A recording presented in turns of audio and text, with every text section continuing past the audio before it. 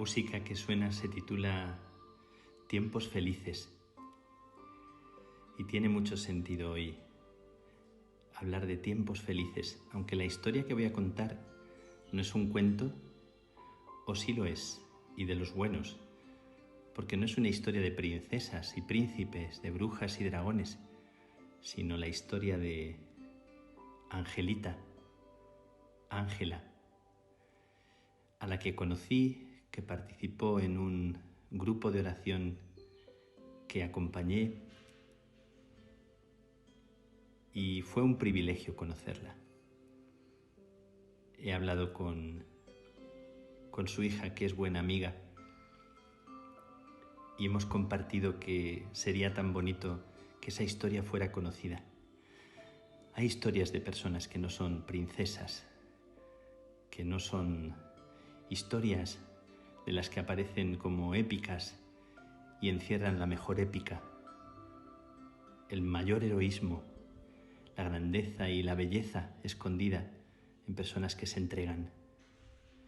Quiero regalaros las palabras que me ha regalado a mí de los últimos tiempos compartidos.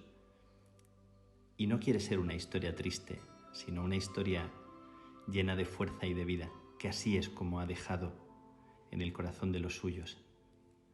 No somos perfectos. Nuestros padres no son perfectos. Son personas con sus cosas buenas y no tan buenas. Simplemente son nuestros queridos padres. Admiré muchas cosas de mi padre y de mi madre. Simplemente estaba ahí, siempre, para todo. Recuerdo que de niña, una vez en el colegio, nos preguntaron el nombre de nuestras madres. Y yo pensé, ¿es mamá? ¿Cómo se llama? Con los nervios no sabía. Cuando llegó mi turno me acordé. Mi padre la llamaba Angelita. Y eso dije. Y cuando llegué a casa le pregunté. Y ella me dijo, es Ángela mi nombre. Nuestra casa tenía muchas noches de huevo o tortilla. Como veo, no era la única. Y muchos días de ser más de 7. Cuando no era un primo que necesitaba unas clases, era otro que necesitaba unos días en Salamanca. Alguien en recuperación, unos niños cantores que necesitaban alojamiento. Un día mi padre se encontró con unos marroquíes que habían pinchado una rueda. Y como era festivo, los talleres estaban cerrados. Los hombres no quisieron subir a casa y durmieron en los coches, pero las mujeres y niños tomaron un buen cocido en casa y durmieron en nuestras camas. Un tiempo me culpé de no haber insistido más en ese lunar en el pie izquierdo que ella me enseñó esas navidades. Y yo le dije fuera a mirarlo, pero no insistí más. Andaba liada, en preocupaciones. El tumor se extendió, hígado, pulmón, hueso, por todo el cuerpo. Ella se encontraba curiosamente mejor con el nuevo tratamiento y empezó a hacer un poco más de vida. Inició esos días una andadura que recordaríamos después ya que se fue. Un día estábamos jugando a un juego de mesa, mi hermana pequeña y yo. Ambas nos dimos cuenta de que hacía cosas raras, no coordinaba bien con lo que le gustaba a ella ese juego y lo bien que se le daba. No queríamos que ella se diese cuenta. Días después llegó la noticia, el tumor ya estaba en la cabeza. Cuando le di la noticia del resultado del escáner, ella, sentada en el sofá de casa, recuerdo que decía, el sapito, como ella llamaba a todas las metástasis, saltó a la cabeza. Se lo dijimos al resto de hermanos. Ese mismo día, ella quiso ir al pueblo a hacer los chorizos. Y allá fuimos, como si no pasase nada. Recuerdo que yo estaba que rabiaba de dolor e impotencia. No podía entender que en ese momento estuviéramos haciendo eso. ¿Tan importante era? Mi padre me dijo, es lo que ella quiere. Sí, era lo que ella quería. Así empezó su etapa de dejarnos todo preparado para la marcha, de legarnos su testamento. El oncólogo quiso valorar ponerle un tratamiento agresivo. Gracias a Dios decidió no ponérselo, pero no iba a curarla, solo restarle días tranquilos de vida que le quedaba. Y así fue como pudimos disfrutar de ella 6 hermosos meses en los que su cuerpo iba deformándose, pero su alma fue haciéndose cada vez más hermosa, más de Dios, con una ternura y una paz. Empezó a hablar con cada uno de nosotros, como si tuviera que darnos las últimas instrucciones, por separado, de toda esa vida suya que nos dio y nos enseñó a lo largo de los años. Un día me cogió aparte y, entre otras cosas, me dijo, nadie me dice la verdad, pero tú, ¿esto cómo lo ves? ¿Llegaré a Semana Santa? Y yo le dije, vamos a ver si llegamos. Y llegó y me dijo, mira, llegué. Habló con mi hermana del funeral, de la sepultura, de las canciones que le gustaban de misa. Grabamos vídeos de ella hablando, siempre lo hacía con paz y naturalidad.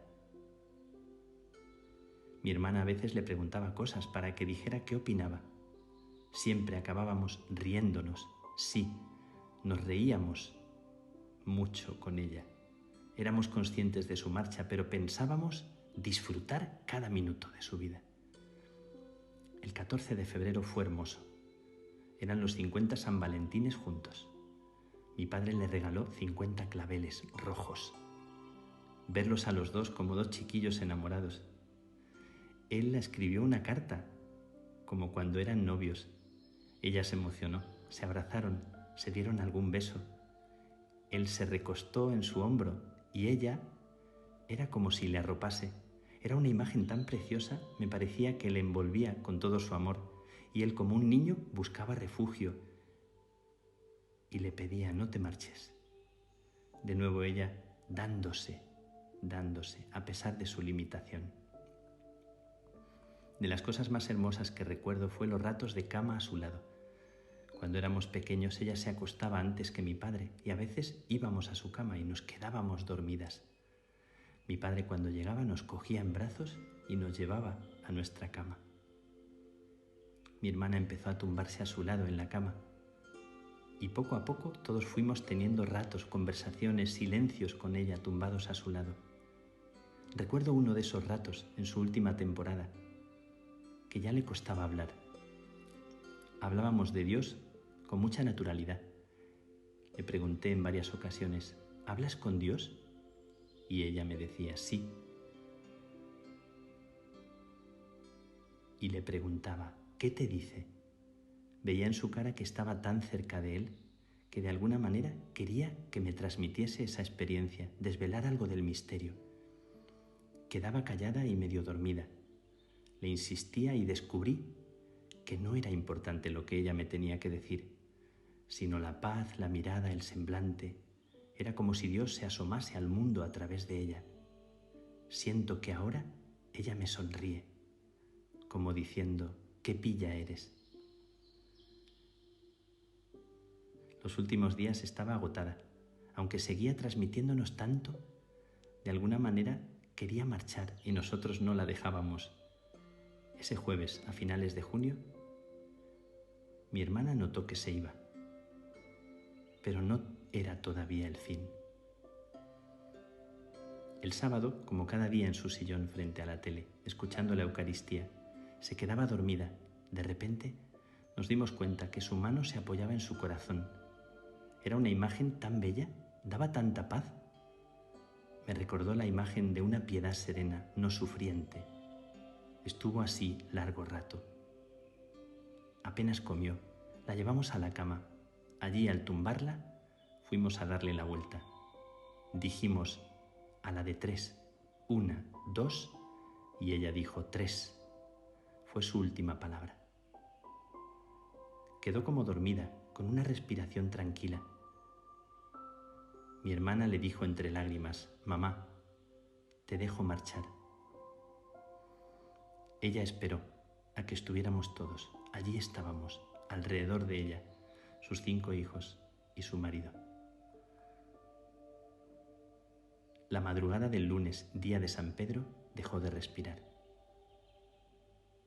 Mi hermana me dijo: «¿Sabes? La sala del velatorio que nos ha tocado tiene un cuadro de unas calas. Eran sus flores preferidas». Más tarde mi padre nos entregaría una carta a cada uno que ella en sus últimos meses nos había escrito personalmente, a cada uno. Fue un regalo disfrutar de ella, de su transfiguración, si puede decirse. Permitirnos despedirla y también dejarla marchar. Sembró en nosotros la esperanza. Gracias, mi amiga, mi hermana, mi vecina. A ti, hija de Angelita, y gracias a ti, Angelita, que nos miras, que eres la caña del cuento que contábamos ayer, que se parte y se abre y se hace canal de vida, canal de agua que fecunda la vida. Gracias por ti, Angelita, y por tantas madres que parecen invisibles y son las que dan luz y nos siguen dando a luz. Por tantas personas que pareciera que no tienen historia o nombre en las historias épicas y son las más épicas y las más hermosas de todas las historias. Gracias, Angelita, en ti, a tantas madres, a tantos padres que se entregan y desaparecen y nos hacen reír y nos ponen en pie y nos dicen: «Qué pilla, qué pillo eres», y despiertan canciones. Gracias por esta historia, por este cuento que no es de princesas y sí es de princesas y de reinas. Gracias. Que descanses, que pases una feliz noche, que bendigas en tu corazón a las princesas y los príncipes y los reyes invisibles y tan presentes que han abrigado tu vida, que te han puesto en pie y que te seguirán poniendo en pie y haciéndote reír. Que Dios te bendiga.